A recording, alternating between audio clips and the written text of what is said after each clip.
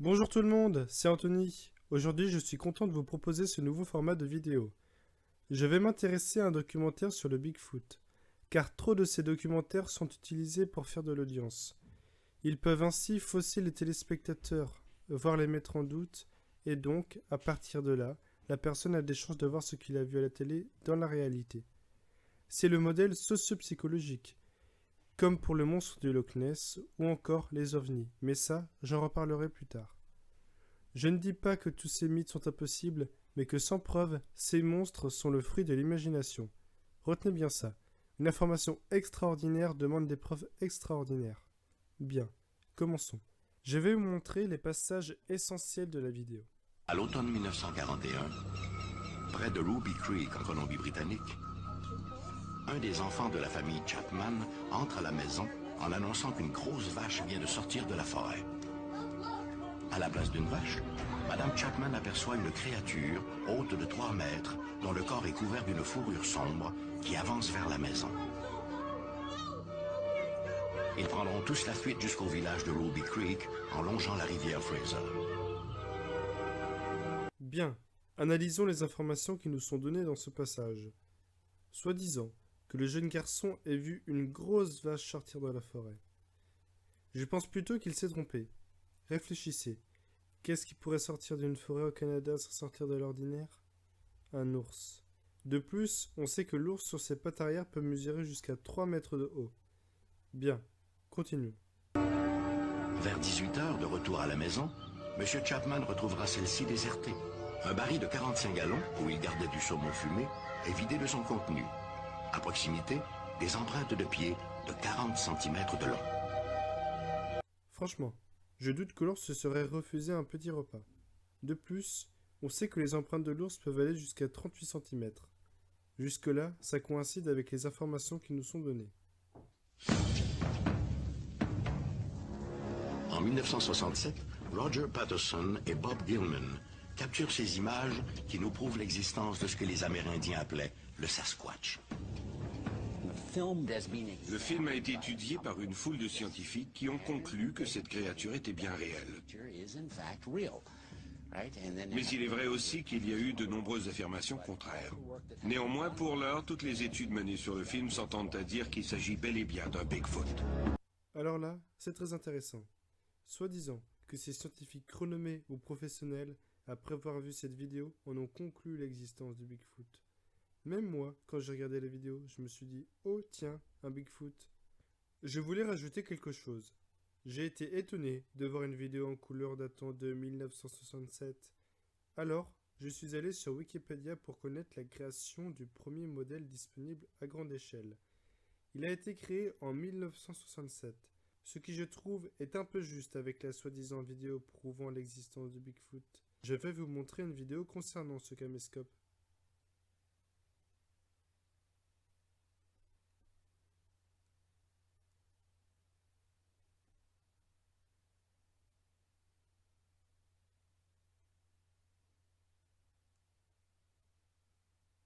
Comme vous pouvez le voir, il s'agit bien du même caméscope, et les images sont en noir et blanc.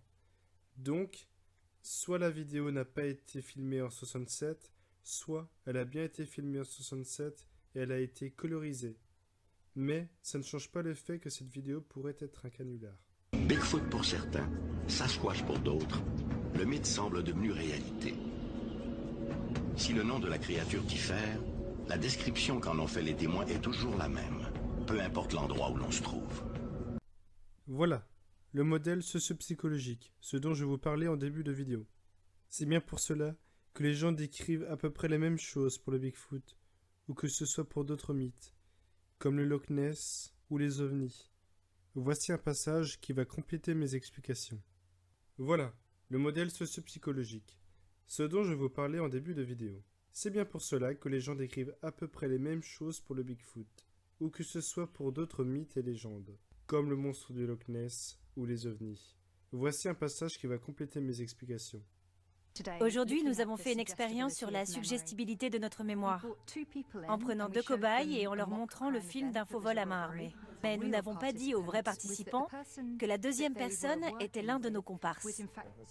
Je leur ai montré la vidéo du vol à main armée et ensuite ils ont discuté pour décrypter ce qu'ils avaient vu.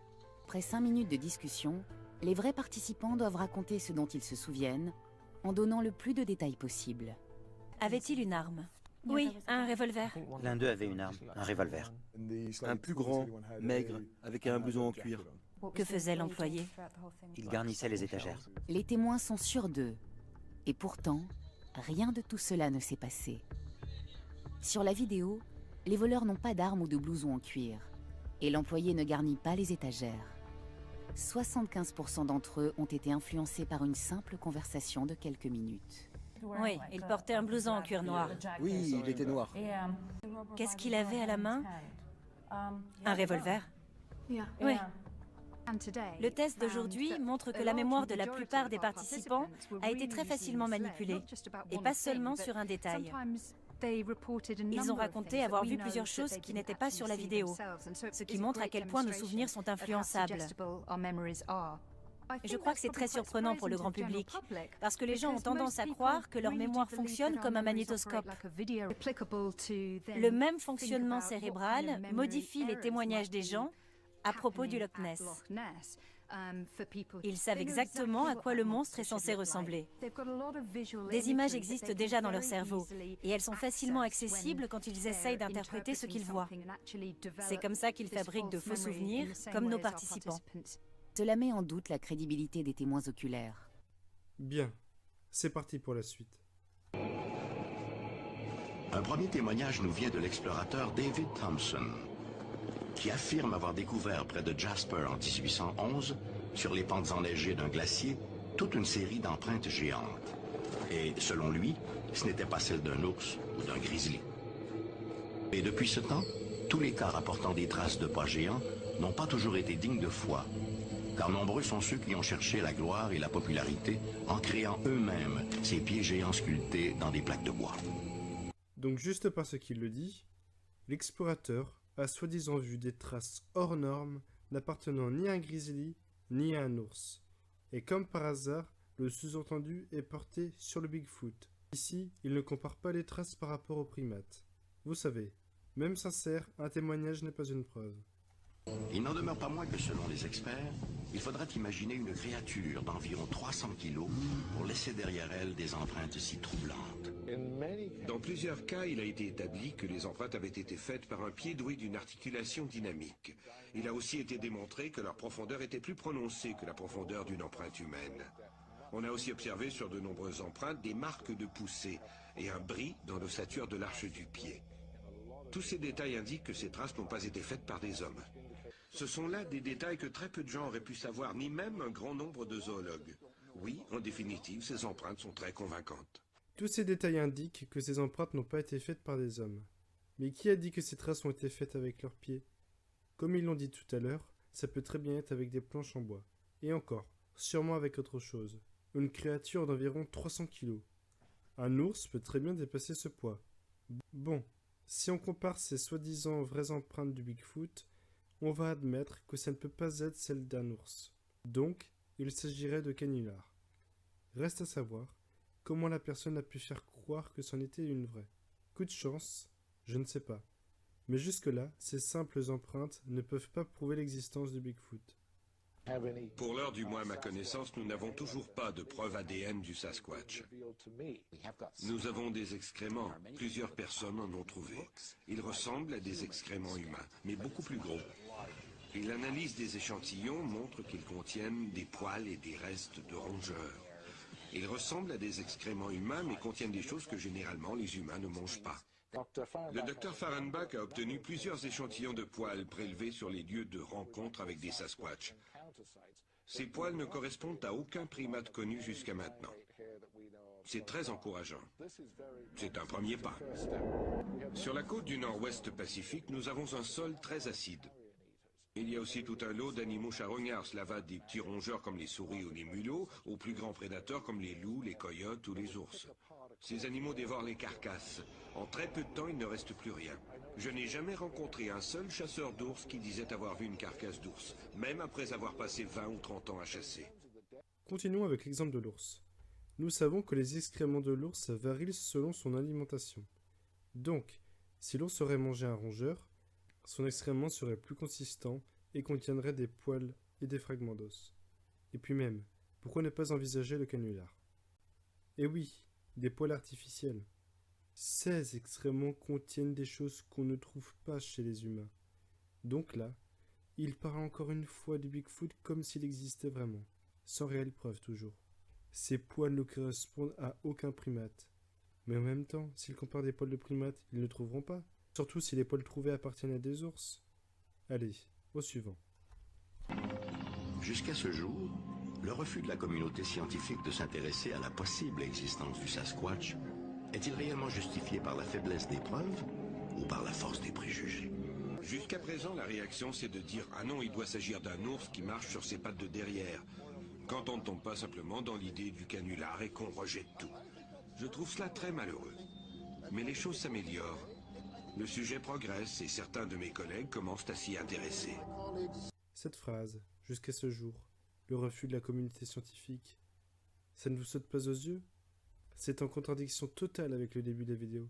Vous savez, cette soi-disant foule de scientifiques ayant affirmé l'existence du Bigfoot. Pour terminer, il dit « Le sujet progresse et certains de mes collègues commencent à s'y intéresser. Ça ne prouve rien qu'il y a plus de preuves. Le Bigfoot n'existe pas, tant qu'on ne prouve pas le contraire. L'absence de preuves n'est pas la preuve d'absence. Allez, on se rapproche de la fin. » Le Sasquatch pourrait se révéler une toute nouvelle espèce. Quelque chose à mi-chemin entre les pongidés et l'espèce humaine. Personnellement, je crois que le Sasquatch se situe plus près de l'espèce humaine que des pongidés.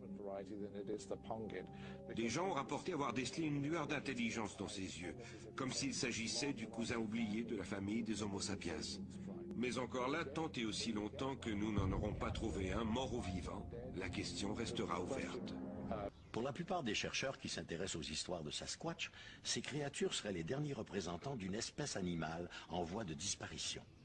Quelques rares enquêteurs croient même que les Sasquatch seraient des extraterrestres.